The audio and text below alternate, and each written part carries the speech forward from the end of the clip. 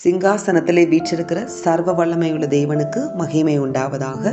இந்த புதிய வாரத்துக்குள்ளாக கர்த்தர் கிருபையாய் நம்மை நுழைய பண்ணியிருக்கிறார். கர்த்தருடைய நாமத்தை ஒரு சில சரணங்களை பாடி நாம் தேவனை மகிமைப்படுத்துவோம். தேவன் பெரிய காரியங்களை செய்வார். இந்த ஓய்வு நாளில் கர்த்தரை நாம் மகிமைப்படுத்தி நாம் கடந்து செல்லும் போது இந்த வாரம் முழுவதும் நமக்கு ஆசீர்வாதமானதாய் தேவன் மாற்றி தருவார். ஆமேன். நாம் பாடுவோம். உம்மையல்லாமல் எனக்கு யாருண்டு, உம்மை தவிர விருப்பம் ஏது உண்டு, உம்மையல்லாமல் எனக்கு யாருண்டு, உம்மை தவிர விருப்பம் ஏது உண்டு, ஆசையெல்லாம் நீர்தானையா, தேவையெல்லாம் நீர்தானையா, ஆசையெல்லாம் நீர்தானையா, தேவையெல்லாம் நீர்தானையா, இரட்சகரே இயேசுநாதா, தேவையெல்லாம் நீர்தானே, இரட்சகரே இயேசுநாதா, தேவையெல்லாம் நீர்தானே, உம்மோடு வாழ்வதே என் பாக்கியம், நீரே எனது உயிர் துடிப்பு, உம்மோடு வாழ்வதே என் பாக்கியம், நீரே எனது உயிர் துடிப்பு, எப்போதும் உம்மோடு இருக்கின்றேன், வலக்கரம் பிடித்து தாங்குகிறீர், எப்போதும் உம்மோடு இருக்கின்றேன், வலக்கரம் பிடித்து தாங்குகிறீர், ஆசையெல்லாம் நீர்தானையா, தேவையெல்லாம் நீர்தானையா, இரட்சகரே இயேசுநாதா, தேவையெல்லாம் நீர்தானே, இரட்சகரே இயேசுநாதா, தேவையெல்லாம் நீர்தானே,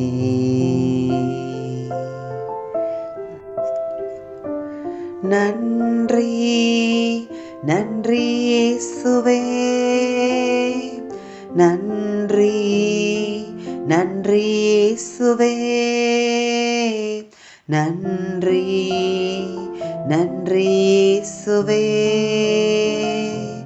நன்றி நன்றி இயேசுவே. கர்த்தருடைய பரிசுத்த நாமத்திற்கு மகிமை உண்டாவதாக. இந்த நாள்லையும் கூட கர்த்தர் நமக்கு கொடுக்கிற இந்த வாரத்தில் வாக்குத்தத்தம் சங்கீதம் 84:6 அழுகையின் பள்ளத்தாக்கை உருவ நடந்து அதை நீரூற்றாக்கி கொள்ளுகிறார்கள், மலையும் குளங்களை நிரப்பும். ஆமேன். கர்த்தர் இன்றைக்கு உங்களுக்கு வாக்கு பண்ணுகிறார். அழுகையின் பள்ளத்தாக்கில் இந்த வருடம் முடிவில் நீங்கள் நடந்து கொண்டிருந்தீங்கன்னா ஆண்டவர் நிச்சயமாக ஒரு வாக்குத்தத்தத்தை கொடுக்கிறார். அதை நீரூற்றாக்கி கொள்ளவே உங்களை அழுகையின் பள்ளத்தாக்கில் உருவ நடக்க தேவன் என்ன செய்து கொண்டிருக்கிறார்? அனுமதித்து கொண்டிருக்கிறார். ஆமேன். இந்த நீங்கள் இப்பொழுது நடந்து கொண்டிருக்கிற இந்த அழுகையின் பள்ளத்தாக்கு உங்களை அப்படியே மூடி போடுவதற்காக அல்ல, உங்களை அதன் வழியாக தேவன் உருவ நடக்க வைக்கிறார் இல்லையா? அவர் உங்களை விட்டு விலகவே இல்லை. அந்த அழுகையின் பள்ளத்தாக்கில் நீங்கள் நடந்து போகும்போது அதை உருவ நடக்கும்படியான எல்லா பலத்தையும் சத்துவத்தையும் தேவனே உங்களுக்கு கொடுத்து தேவனே உங்கள் கூட நடந்து வந்து கொண்டிருக்கிறார்.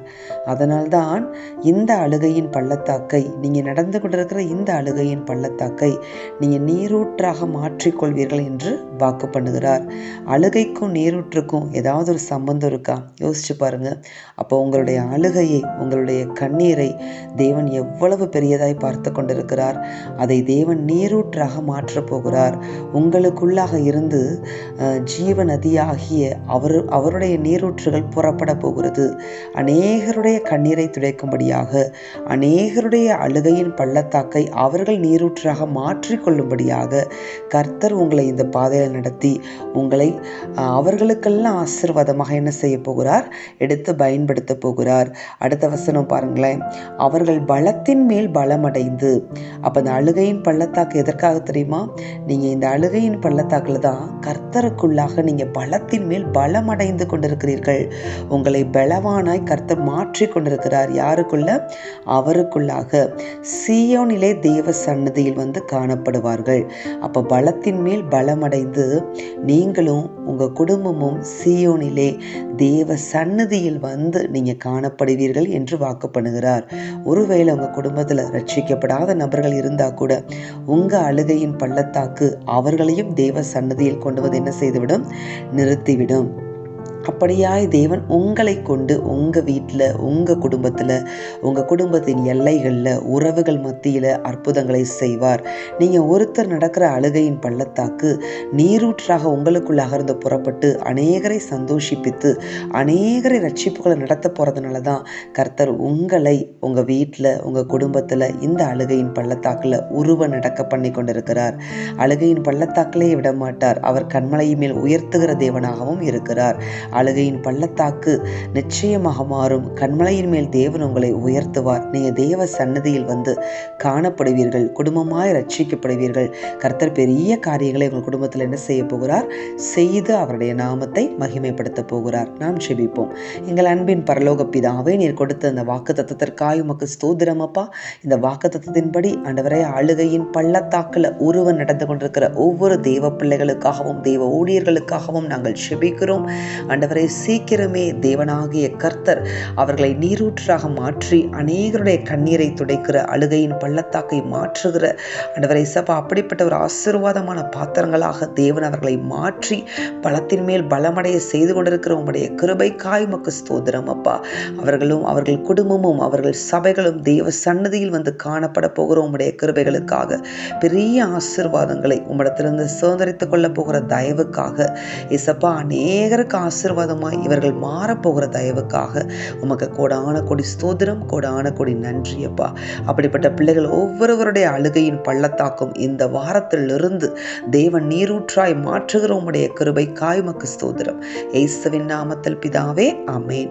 இந்த வார்த்தையின்படி இந்த நாளில் தேவன் உங்களை ஆசீர்வதிப்பாராக. இந்த வாரத்திலிருந்து, இந்த நாளிலிருந்து ஆசீர்வதிப்பாராக. ஆமேன்.